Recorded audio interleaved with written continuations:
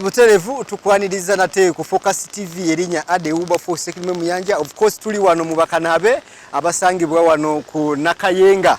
Bobo fuluma Kiboga, of course be bantu bolaba abawoze motoka, abawoza pichi, abawoza buli kidduka kyolowooza kyolina okubanga oyoza. Tusinzidde mu kibuga kye Kiboga bemu ku town ennene ezikola Kiboga district eranga Kiboga yemu ku district ezikola singo ngesaza. Of course Muvubuka kola program twagale tukyaliye ku kanaabe tulabe biki bye bakola emirimu gyabe bagikola batya era mulimu guno bagusanze batya basically Nagwo. Tugenda kufuna mbabiri basatu bana nga tubuulira stories zaabwe engeri gye bakolamu emirimu gyabwe. Tovaawo katutambule nabo mpola mpola. Amanya sebo. Amanya nze Kaliyo Moses. Kaliyo Moses. Wano okoleddewo bbanga ki? Myaka nga 2. Myaka nga 2. Ng'oli wano mu kanaabe. Ndi wano kanaabe. Omuntu bw'ayogera ku kukola. Nagamba nti Muvubuka kola nga bw'odde program bwe tugiyita. Okukola kitegeeza kyo oba okitegeera oti? Okukola ndowooza okukola nga guno omulimu. Obutabba n'okozesa amaanyi go. Nga tobye. Nga tobye. Ate guno omulimu gw'abakanaabe. Yes. Wakugamba abasinga baguzalawa. Naye gwe mulimu gusobola kubeesaako. Bulungi nnyo nga bw'otulaba. Banga nsuubira wano tuweera abaana 5. Wano mu area eno. Naye ndaba tutambula bulungi. Mutambula bulungi. Amanya nze Yange Francis. Omulimu guno ngumazemu emyaka giwera 10. Omuntu bw'ayogera mu kukola sebo kyekikuddira okuba kikyotegeera ayogera kukola. Ekigambo kikola nze kitwala bweki ye muntu okubeera awo n'afuna omulimu gwonna gwakola n'atakaayaya kubba bintu by'abaana naye n'afuna omulimu wagamba nti omulimu guno gwenkola era nga n'abakwagala bakusangawo ku mulimu Yasikiroonya bunoonya ate oba yakuteera nga balina we bakusanga ng'oli ku mulimu gwo. Okumenya amateeka oba si mulimu okumenya amateeka. Ekigambo okukola ekigambo okukola kitegeeramu okusaamu amaanyi n'omaliri n'ekikumenti ky'otoka n'okikola ng'okyagala. Akugamba okukola kitegeera nti oteekamu amaanyi ekikukola n'okukola ng'okyagala.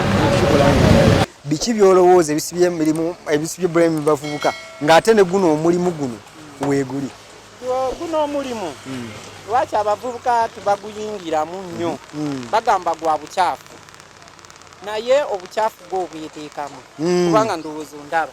Yes. Kituufu ndi mu kukola naye bw'omaliriza okukola naye oluusi okyusakyusaamu ko tolinda kiyitirire kibe. Yes. Ekisibya bbula ly'emirimu mu bavubuka kiri ekintu bwe kiti. Abavubuka abasinga banyoma emirimu. Banyomera ddala emirimu. Oli n'akusanga ng'oyoza emmotoka ng'ezoyo gwe n'akola ki? N'akitwala nti oba weejalabya. Kati kitwale ye gwenze olina diguli.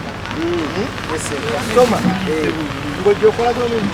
Guno omulimu osobola okuba nga wasoma nga ne diguli y'ogirina naye ng'ogukola. Naye abavubuka baginyooma. N'abavubuka baginyooma. Oli oyinza n'omusanga mu tawuni wakedde n'okola sente z'oleo mu tawuni. Gwe kikanaabe n'atomanya nti akwise kikanaabe naye nga ggwe mulimu okuleera mu ddala sente. N'akasente mu nsawo n'okuseetinga osobola okukola nga bw'oseetinga. Okukola abaagala n'emirimu waliko okunyoma emirimu waliko emirimu gibalaba nga yo. Najja ku mulimu nga guno nakulaba nkugwanguira usibe nga nzirugala nga nyogoga songa ate nakugenda okuziba nalina akasente kange nzire nake waka. Abavubuka kye twandikoze nga ffe abavubuka okwegulula mu mbeera tulekeraawo okunyooma emirimu. Teri mulimu omubi kasagubanga mulimu akasente kasagubanga kuyingiza. Abavubuka abasinga beenyigidde nnyo mu byobufuzi ate ebyobufuzi ebyo byetaaga abantu ababisobola. Kati chairman biki byolowooza ebiyinza okukolebwa okulaba nga tugoba ebbula ly'eddala mu bavubuka okutanyoma mirimu omulimu okukola buguliko akasente n'ogwetundira mpaka tena guno ogwake tugwetaaga bwingi kiyamba. Ono mulimu n'abasoma abakola bulungi nnyo bulungi nnyo kizanga asoma mbadde nkubiriza abavubuka abali eyo abatulaba bajja omulimu gw'abakanaabe mulungi nnyo omulimu bagwagale kubanga aliwo n'abali eyo mu mawofiisi yes abagamba twagala kujja ku mulimu gwammwe era n'osanga tunyumya nabo netubagamba munatandikirawa nga tulaba mwe mubeera smart nibagamba nedda nalowooza nti nno omulimu gwasobola okufunamu kasente gwabakanaabe gamba mwe mufuna buli lunaku basooka nebatutunuulira nga basomesa gamba nze ndinda omwezi alinda omwezi ebitwalo gya 3 obaana ate nagamba kati mwe wano ndaba mufuna yadde kayinza kuba mukatemamu mukajja bangi naye nga kajja nkabazimba so obubaka bwo busembayo eri naddala abavubuka abatayagala kukola abavubuka abatayagala kukola nze mbakubiriza abali eyo abatulaba